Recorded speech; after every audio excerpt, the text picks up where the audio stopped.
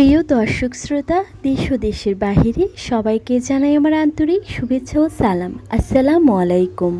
আমি করবী বগুড়া থেকে বলছি।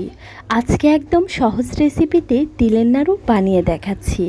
যারা এই নাড়ু বানানোটা ঝামেলার মনে করেন, তাদের কাছে আজকের রেসিপি দেখার পরে একদম সহজ মনে হবে।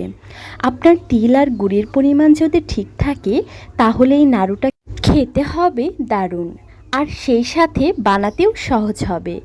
তিলের নাড়ু বানানোর জন্য চুলায় প্যান বসিয়ে দিয়েছি। প্যানটা একটু গরম হয়ে গেলে এখানে আমি তিলটা দিয়ে দিব। আমি এখানে 300 গ্রাম পরিমাণ সাদা তিল নিয়েছি। আর আপনাদের সাথে আরেকটা কথা আমি শেয়ার করি, এই সাদা তিলটা কিন্তু আমি একটা শুকনো পরিষ্কার কাপড় দিয়ে সুন্দরভাবে তিলগুলো মুছে নিয়েছি। আপনারাও ট্রাই করবেন তিলগুলো একটা শুকনো পরিষ্কার কাপড় দিয়ে সুন্দরভাবে মুছে নিতে। এখন আমি ফ্রাই প্যানের মধ্যে এই তিলগুলো দিয়ে দিব। মিডিয়াম আঁচে তিলগুলো ভেজে নিতে হবে। তিলটা ভাজার সময় চুলার আঁচটা বাড়ানো যাবে না, অল্প আঁচে ভাজতে হবে, তাহলে সুন্দর একটা কালার আসবে আর সেই সাথে মুচমুচেও হবে। তিলটা হয়ে গেলে চুলা থেকে নামিয়ে তিলটা ঠান্ডা করে নিতে হবে, তাহলে তিলটা কিন্তু আরও মুচমুচে হবে। এখন তিলটা আমি নামিয়ে নিব। আর এই ফাঁকে আমরা গুড়ের শিরাটা তৈরি করে নিব, যার জন্য প্রথমে চুলায় একটা ফ্রাই প্যান বসিয়ে দিয়ে মেজারমেন্টের 1 কাপ পরিমাণ পানি দিয়ে 2টা এলাচ দিয়ে দিলাম। আর এখানে আমি 300 গ্রাম পরিমাণ গুড় নিয়ে নিয়েছি। আমরা কিন্তু সাদা তিলও নিয়েছি 300 গ্রাম পরিমাণ এবং গুঁড়ো নিয়েছি 300 গ্রাম পরিমাণ। এখন মিডিয়াম আঁচে সময় নিয়ে গুড়টাকে ভালো করে জাল করে নিতে হবে।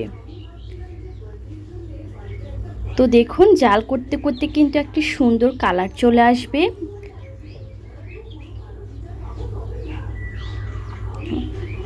আর একটা বাটিতে পানি নিয়ে চেক করে নিচ্ছি গুড়টা ঠিক কোন পর্যায়ে তিলটা মেশাতে হবে। গুড়টা যখন পানির বাটিতে দেওয়ার পরে এইরকমভাবে জমে আসবে, ঠিক তখনই বোঝা যাবে আমাদের গুড়ের শিরাটা একদম রেডি। এখন চুলাটা বন্ধ করে দিয়ে ভেজে রাখা তিলগুলো গুড়ার শিরার মধ্যে দিয়ে দিব। দিয়ে এখন আমি সুন্দর করে মিক্স করে নিব। আমরা যে মিক্সিং ডিশে এই মিশ্রণটি ঢালবো, সেখানে আমি আগে থেকে ঘি ব্রাশ করে নিচ্ছি। আপনারা চাইলে কিন্তু এখানে তেল ব্রাশও করে নিতে পারেন। নাড়ুর মিশ্রণটি যেহেতু হয়ে গেছে, এখন আমি এই ডিশের মধ্যে এই নাড়ুর মিশ্রণটি ঢেলে নিব। তো এটা কিন্তু একদম গরম অবস্থায় ঢেলে নিতে হবে। আর অবশ্যই কিন্তু আপনারা যে ডিশে ঢেলে রাখবেন সেই ডিশে কিন্তু তেল ব্রাশ অথবা ঘি ব্রাশ করবেন, তাছাড়া কিন্তু ডিশে এই মিশ্রণটি লেগে যাবে। এখন আমি নাড়ুগুলো বানিয়ে নিব। নাড়ুটা পাকানোর নিয়ম হচ্ছে, প্রথমে মিশ্রণটি হাতে নিব, তারপরে প্রথমে ভালো করে চেপে একসাথে কিছুটা গোল করে নিব। তারপর 2 হাত দিয়ে ঘুরিয়ে ঘুরিয়ে নিলেই বলের মতো হয়ে যাবে। আর এই মিশ্রণটা একটু গরম থাকা অবস্থায় বানিয়ে নিতে হবে। কেউ যদি হেল্প করে নাড়ু বানানোর সময়, তাহলে আরও অনেক সহজ হয়ে যাবে। তো দেখুন, সবগুলো নাড়ু কিন্তু আমি বানিয়ে নিয়েছি গরম থাকা অবস্থায়। নাড়ুগুলো দেখতে কতটা সুন্দর লাগছে, তাই না?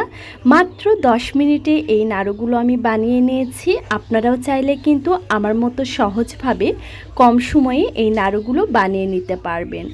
আর নাড়ুর টেস্ট যদি বলেন, তাহলে বলবো 100-তে 100 ছিল। এই নাড়ুটা খেতে যে এত মজা ছিল, বাসার সবার খেয়ে তো অনেক প্রশংসা করেছে। আপনারা চাইলে কিন্তু আমার মতো সহজভাবে এই নাড়ুগুলো বানিয়ে ফেলতে পারবেন এবং পরিবারের সবাই খেয়ে কিন্তু আপনারা অনেক প্রশংসা করবে। আর আপনারা যদি বাসায় বানিয়েও থাকেন, তো আমাকে কিন্তু কমেন্ট বক্সে অবশ্যই বলবেন আপনাদের নাড়ুটা কেমন ছিল। সহজ রেসিপিতে আজকে তিলের নাড়ু বানিয়েছি।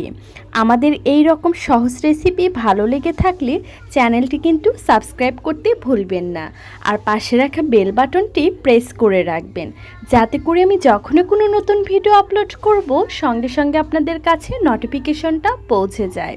আপনারা চাইলে কিন্তু এই তিলের নাড়ুগুলো অনেক দিন পর্যন্ত সংরক্ষণ করে রাখতে পারেন। আর এই তিলের নাড়ুগুলো আপনারা যে কোনো অকেশনে বানিয়ে নিতে পারবেন, কারণ এই তিলের নাড়ুটা কিন্তু সব অকেশনে খেতে অনেক মজা লাগে। আর দেখতে দেখুন কতটা চমৎকার, তাই না? আজই বানিয়ে ফেলুন আমার মতো এই তিলের নাড়ুটা। আর সহজ সহজ ইউনিক ইউনিক রেসিপি পেতে চ্যানেলটির পাশে সবসময় থাকবেন। আল্লাহ হাফেজ।